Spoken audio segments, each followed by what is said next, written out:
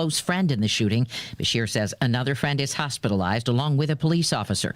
Police say 2 are in critical condition. Mayor Craig Greenberg. Pray with us for those who are currently at U of L Hospital, injured, fighting for their lives. CBS News Special Report. I'm Deborah Rodriguez. Rutherford Issues with Brian Barrett on FM 101.9 and AM 1450 Murfreesboro, FM 100.5 Smyrna, and streaming at WGNSradio.com. Rutherford Issues powered by Middle Tennessee Electric. Rutherford County's 22nd annual Earth Day celebration is April 22nd, 10 a.m. to 2 on the Murfreesboro Square. MTE will provide free hot dogs and popcorn, and that electric griddle food truck with the gourmet grilled cheese will be there. Their EV car club will be on hand. They're giving away 500 Eastern Redbud seedlings, Kids Zone. It's fun for the whole family, April 22nd on the square. Speaking of fun for the whole family, Center for the Arts is our topic of conversation today, and we're talking with Rosemary Young, the Marketing and Design Manager at the Center, and I'm going to talk about some busy time coming up ahead here for the Center. Rosemary, good to have you.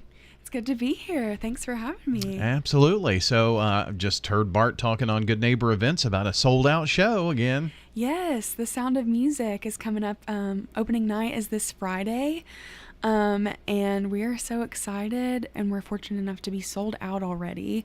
And we added an extra matinee actually last week, but it's already sold out. So, of course. Yeah, of course. But that being said, tickets went on sale yesterday for Shrek the Musical, which is going to be happening June 9th through the 25th. And if you don't know anything about Shrek, Shrek brings all the beloved characters you know from the film to life on stage and proves there's more to the story than meets the eye. And basically, it's just a hodgepodge of all of your favorite fairy tale characters having a lot of fun on stage. And so that's a good one to bring the kids to as well if you're looking for something to do with the family. Shrek the lovable ogre, right? Yes, from the swamp. So, we hear about the shows, and, if it's coming up on, like, take, for instance, The Sound of Music, if you don't have your tickets many weeks in advance, you may not be able to get, or likely are not going to be able to get tickets. So what do you suggest to that person who says, there are a couple of shows I'd like to see? What do I need to do? I don't know about a season pass because maybe I can't go to all of them. There are multiple ways to get tickets, right? Yes. One thing that I truly recommend to a lot of people is getting a Flex season pass. Oh, that's nice. Because a Flex pass is 3 shows total.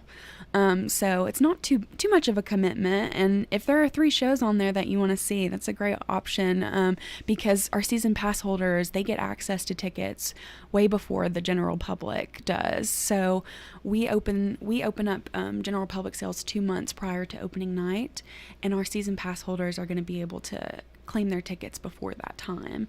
So if you're a Flex Pass holder and there's only 3 shows you want to see, it's still a really good option to make sure you have tickets for White Christmas. Yeah. So a Flex. So do you get 3 with a Flex Pass? Yes, okay. It's 3 tickets, and then you can apply it to whichever shows you'd like to. Okay. Yeah. And you can go to boroarts.org and see what's coming up, and we've talked about Shrek the Musical, and I'm sure that by the time we get to June, June? Yes. You said June? June is going to be Shrek the Musical, okay. And then July we'll have Peter Pan. Oh wow! So we've got a lot of a great lineup this season.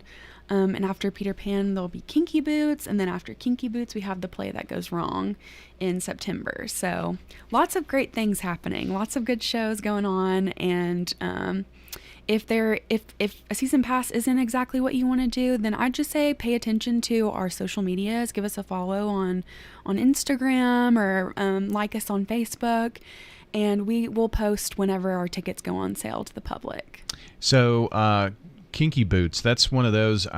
My daughter did theater and musical choir and all that kind of thing in high school, and she had this in her bedroom, she had this board with like the cover art for all of the different plays, and that was one of them. And I thought, and now it's one of those that's coming here this summer. So that's Have you cool. ever seen it? I have not. I haven't. She has though. It is so fun. Yeah. I was fortunate enough to see it on Broadway in New York with Brendan Urie, the lead singer of Panic at the Disco, as the main character. Oh wow. And that was so much fun, and I'm thrilled to have it on stage here in Murfreesboro locally. Yeah, she was really excited about that one too.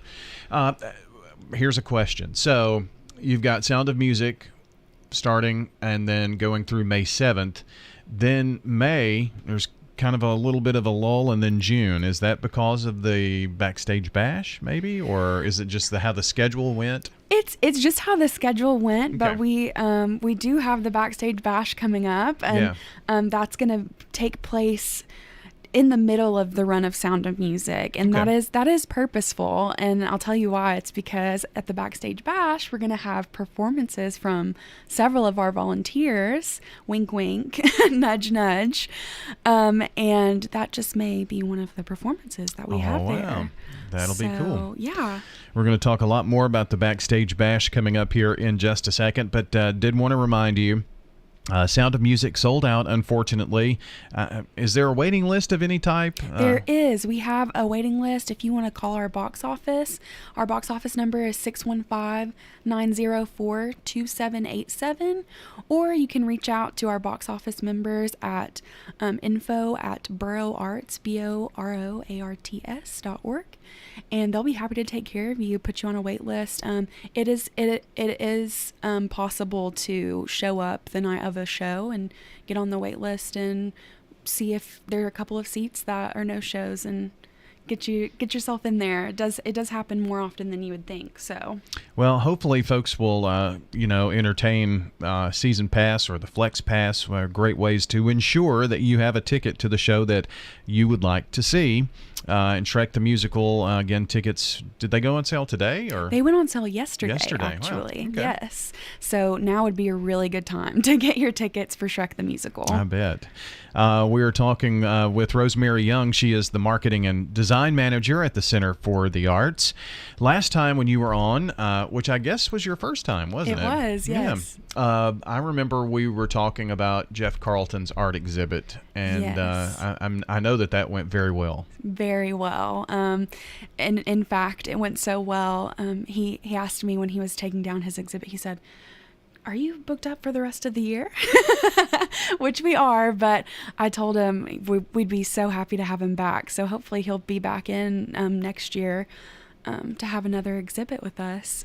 He had a great turnout for his artist reception on opening night of Clue on stage, and he sold a lot of pieces. So wow. I think he was really thrilled with the turnout and the way things ended up. Yeah. Well, it's one of the, it is the Center for the Arts, but maybe a lot of people think that we're just talking about theater, but you have an art gallery there, and you're constantly putting up different pieces. Yeah. So something I learned recently, which I wasn't aware of, is that our gallery space at the Center for the Arts is the only recognized public hanging space for artists in the county. So that's something. When I learned that, I want to take that very seriously and try to expand our outreach with the gallery and kind of amp up what we're doing there. That being said, we're going to bring in Miss Pamela Mack. She has done some solo exhibits with us before, and we're fortunate to have her back. She's an incredible local artist. Her exhibit, Everything Everywhere All at Once, is going to be up in our gallery from April 14th, so opening night of the Sound of Music, through May 12th. And her artist reception will also be before our opening night, this Friday. She's a self-taught oil painter with interest in portraiture, landscape, still life, and abstract works. She finds a lot of inspiration in nature, and that's very evident in her art.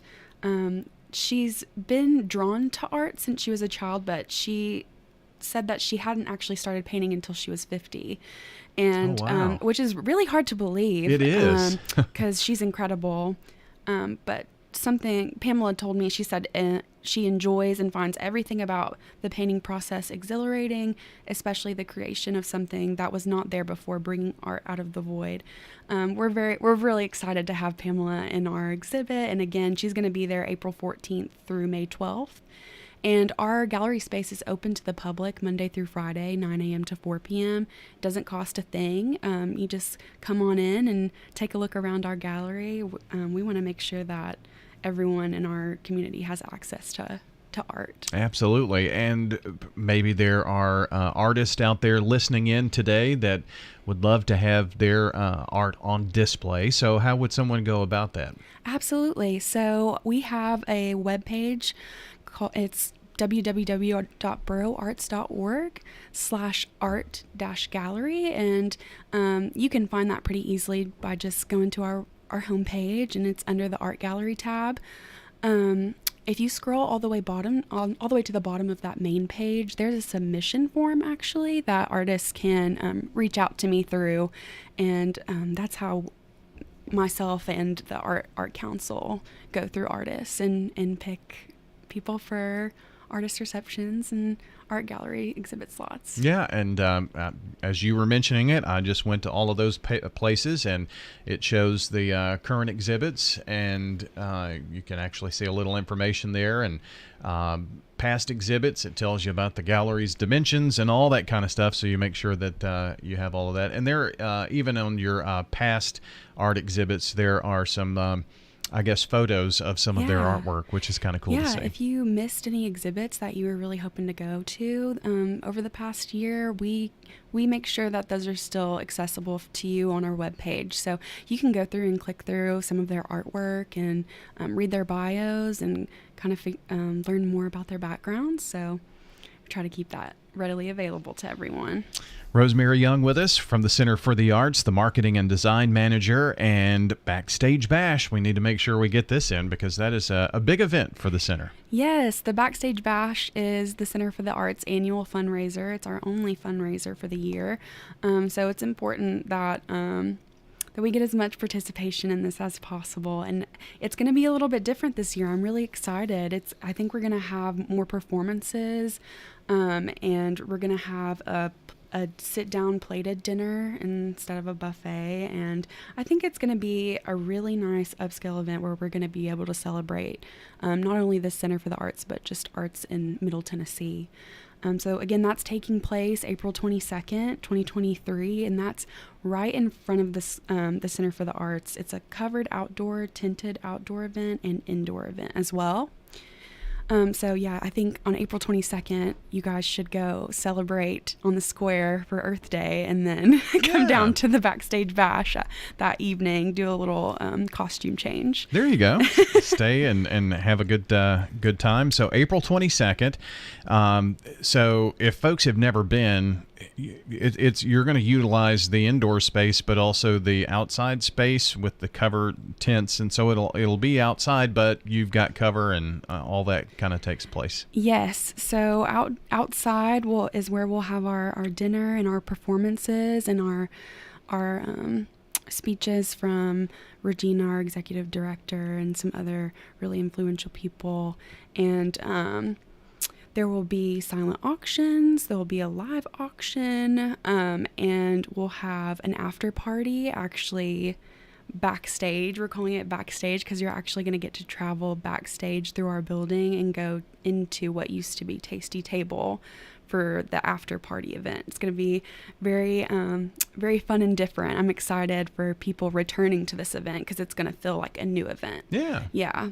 And so how do we get tickets? So you can purchase tickets by going to our website, and there's a Backstage Bash webpage right under the Give and Support tab. And there's a big blue button that says buy tickets, and that'll take you to our Classy page where you can choose to either sponsor the bash or purchase tickets. Well, I will put a link to that on our website on the podcast here that we do, so that way it'll be an easy find. But it's boroughlarts.org/tickets. 2023-BASH, and you can find out all kinds of information, purchase your tickets right there online, and I'm sure you got some sponsorship still available too, right? Oh, absolutely. And if you're interested in sponsoring, we've got some forms to look at on our website as well. And if you have any questions, feel free to reach out to Regina Ward. Her email address is regina@borougharts.org. Very good. And borougharts.org, where you can find all the information about the Center for the Arts. And man, time flies when you're having fun, doesn't it? Oh, yes, absolutely. Well, it's been a pleasure having you here, and we look forward to the next time we get to talk next month about the Center for the Arts. And I guess between now and then, you got the big bash coming up, so good luck with all that. Thank you so much. Looking forward to it. We've been talking with our friends from the Center for the Arts today, and that is Rosemary Young, the Marketing and Design Manager for the center. If you would like to find out more information, again, it's borougharts.org. That's borougharts.org, where you can find out all about the Center for the Arts. Have a good day, everybody. Hello, this is Lenny Farmer with Jennings & Ayers Funeral Home.